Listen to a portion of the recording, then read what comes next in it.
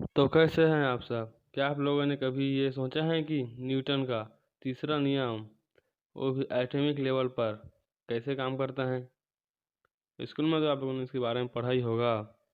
और आग आग हमेशा ऊपर की ओर क्यों जलती है? तो चलिए इसके बारे में आज पता लगाते हैं क्यों होता है ये सब।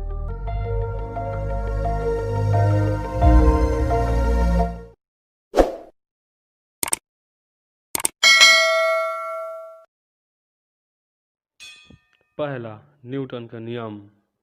आप सबको तो पता ही होगा कि क्रिया के विपरीत प्रतिक्रिया होती हैं। स्कूल में तो आप सभी ने पढ़ा ही होगा। लेकिन ये होता कैसे है? क्या आप लोगों ने इसके बारे में कभी सोचा है? तो आइए इसके बारे में पता लगाते हैं। एग्जाम्पल।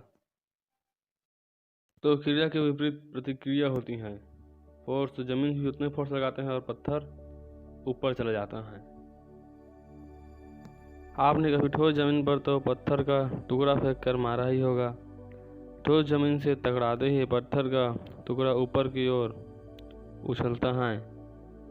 लेकिन ऐसा क्यों होता है? चलिए इसे समझते हैं।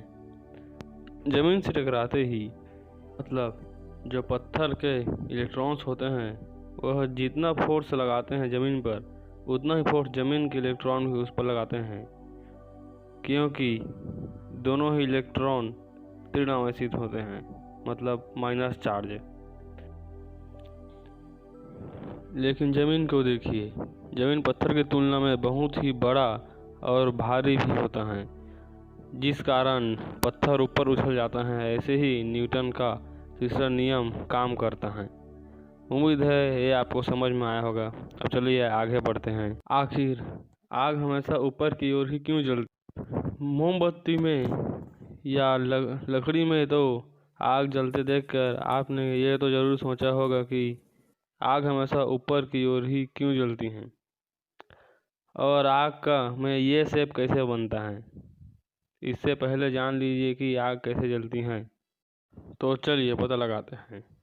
एग्जाम्पल के लिए एक लकड़ी दे देते हैं। जब लकड़ी को आग लगाया जाता है तो आग की एनर्जी से लकड़ी के परमाणु में स्थित इलेक्ट्रॉन चार्ज हो जाते हैं, जिससे परमाणु का बंध कमज़ोर हो जाता है।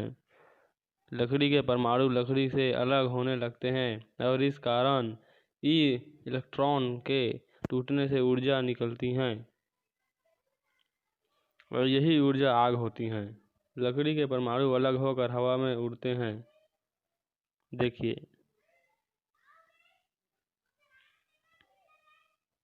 क्योंकि ये ऑक्सीजन से हल्के होते हैं, इनमें कार्बन परमाणु अधिक होता है जो ऑक्सीजन से हल्के होते हैं और